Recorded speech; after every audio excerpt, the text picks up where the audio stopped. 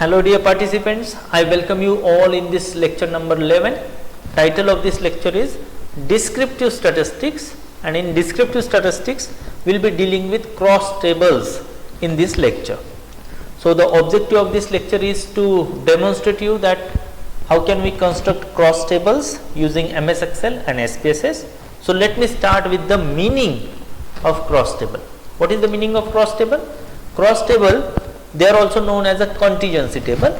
They represents results of two categorical variable. What does that mean? To construct a cross table, we need two variables, variable number 1 and variable number 2. Then only we can go for the cross tables. If you are having only one variable, using one variable we cannot construct cross table. To construct cross table, we need to have two different variables. Now the categories of one variable is located on row and the categories of other variables are located on the column. The cell is the interaction of rows and columns that we know very well, but here a row represents the categories of one variable and the columns, they represents the categories of the different variable. So that cell value is very interesting. Now cell value represents the data corresponding to the specific pairing of two categorical variable. What does that mean? Let's see with one example. Now when we construct cross table in MS Excel, we will be having two different options. One, the first thing that we need to have two variables, variable 1 and variable 2. Now if we are having first variable that is nominal or ordinal and the other that is also a different one but nominal or ordinal, we can construct cross table. Fine. The other case is that if you are having one nominal or ordinal and other is a scale variable, but that should be a coded one, that scale variable should be coded one, then also we can construct cross table. So both the cases that we will try to understand, that will demonstrate here during this lecture. So let me go ahead with the first, that is the one nominal or ordinal with other nominal or ordinal. And for that what I will do, first I will go here to the insert, and in insert I will click on the pivot table. Now new pop-up window comes. Now here I will select the range, clicking this. So I have selected the range, then I will go to the location for the result. So I have clicked this cell, and clicking this cell I will just press on OK, and here is the pop-up window again. So here is the pivot table field list. So here are the variable names. Now out of these variables I will have to choose one nominal or other ordinal, or one nominal other nominal. Fine. So what I am going to do, first I will select gender. Now I will place this gender here in the row labels. Either you select this or you drag this to the row label. Then the second variable that we are going to consider is ordinal one. So which one is the ordinal variable here? Satisfaction. So I will click on the satisfaction, or I will just drag this satisfaction here in the column labels. Now these two variables are here, and you can observe here these two variables. So these are the rows, and the rows are representing the categories of one variable, and the columns, they are representing the categories of the different variable. Fine, different categorical variable, that I would say. Now what I will do, I will take this respondent here in this values, that box. Fine. Now if you observe here these numbers, what are these numbers? These numbers are actually the sum. These are the sum of these. So we are not interested in this, and why not? This part already we have explained in the previous lecture. Now to get the frequency of that respective categories, what should I do? I will simply go here and click on this arrow. As I click on this arrow, one option appears, and that option is value field setting.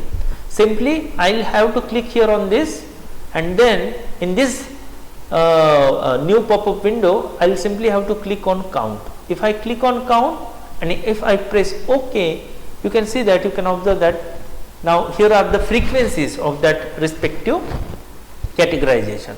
Now how to give meaning to this, how to interpret this, let me explain you. Here in this table, here is a male how many total males are there? 23, out of which 4 males have opted for neutral, that option. There are 8 males who have responded that they are satisfied with particular that product. Fine. Then the 4 males are unsatisfied, 5 are very satisfied, and so on and so forth. How many total unsatisfied people are there? 7. How many females are there who are neutral? There are 3. In assignment, I can ask you a question that I can give you one cross table and I can ask you that how many females are very satisfied, and the answer will be 9. Fine. So this is the way that we can interpret all this part. Fine. So this is a cross table. Now here again the thing is, if you observe very carefully, this very satisfied should come here in at the beginning, and this neutral should come here after the satisfied. But why it came like this? The reason is that we have had considered this variable and this variable, and this is all alphabetical data. So here when we are constructing the cross table, MS Excel considers this data alphabetically, sorting himself. Fine. That is why N comes first, then S, then U, and then F. So that is the way it goes. Fine. Story is same with this. Fine. If we will use the coded data, then this problem will not face, because it will come in the proper way, because we have coded like 1 to very satisfied, 2 to satisfied, and so on and so forth. What is the meaning of this statement? That we will understand when we will go to that particular example. Now let me first explain you that if this is the case, now how to reshuffle this, how to rearrange it. And to do that, what I will do, I will simply go here on the neutral, I will right click.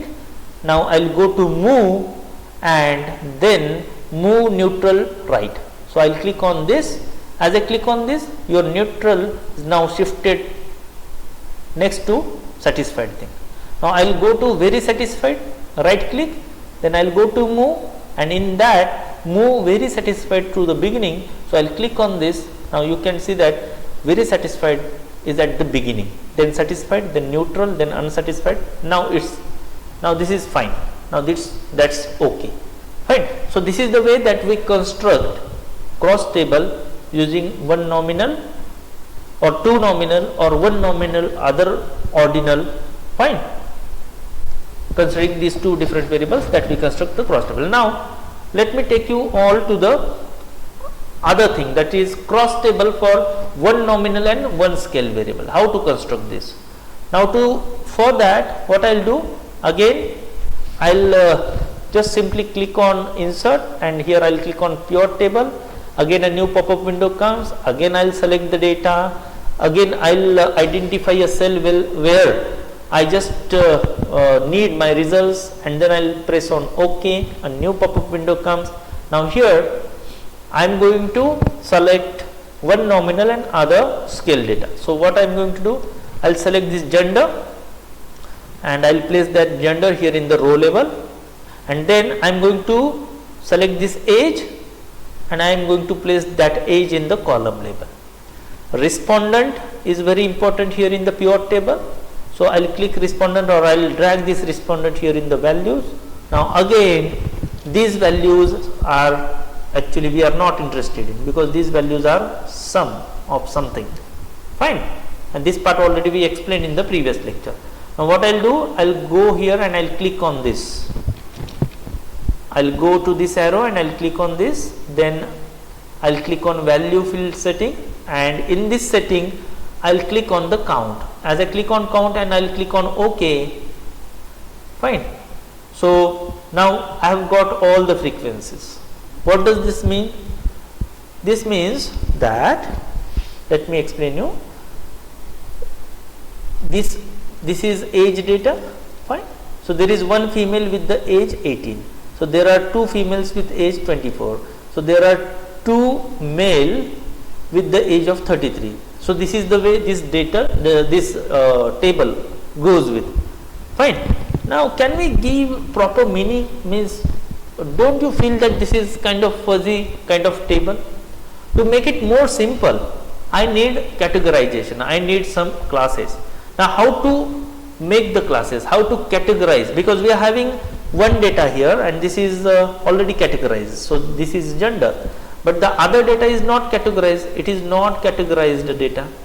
And if you remember, I mentioned it earlier that we need to have two categorical data, then we'll have to convert this scale data into categories. How to convert it into categories? Let me explain you. Simply, I'll go here on the first cell on this 18, I'll right click. As I right click, some options they appears, some menus they appears. Simply I'll click on the group.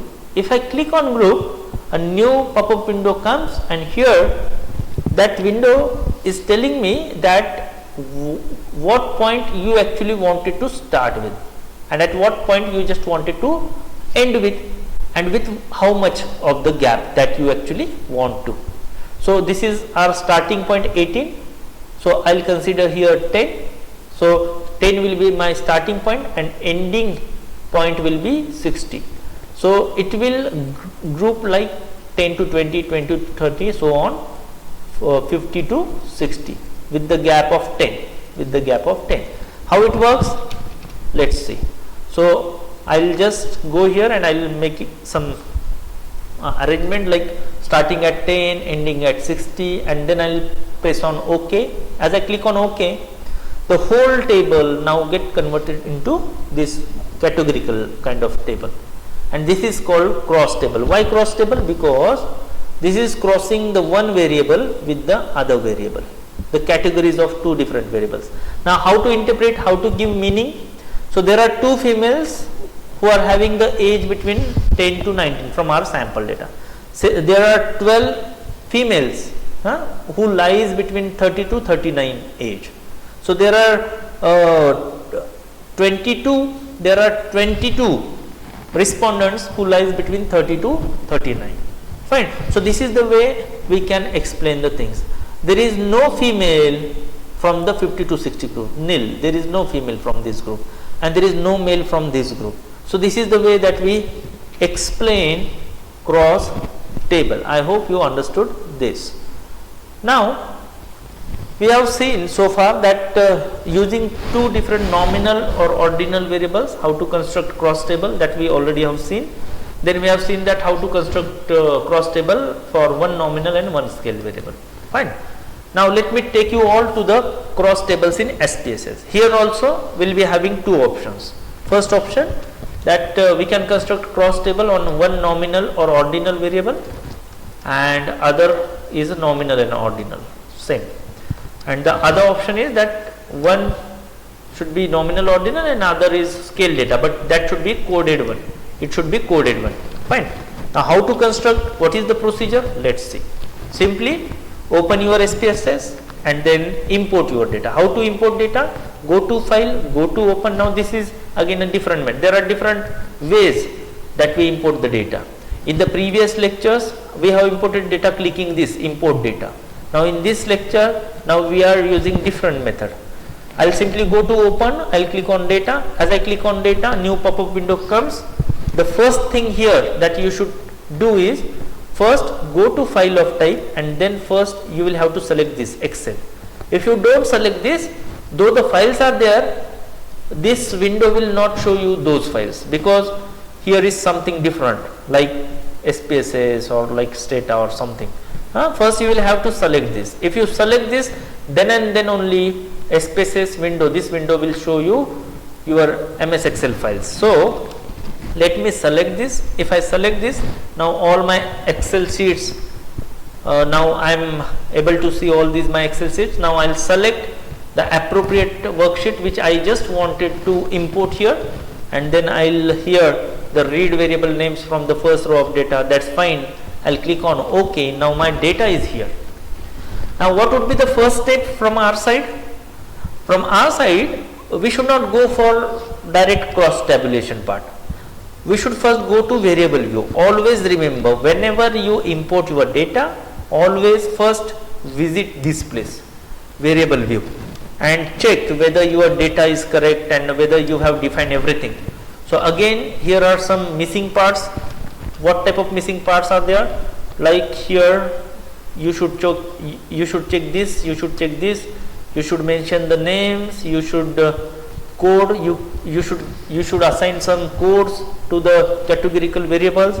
So all this part you should take care of. So here now we have defined all the variables, we have coded the data, and we have made necessary changes. Now my data is ready.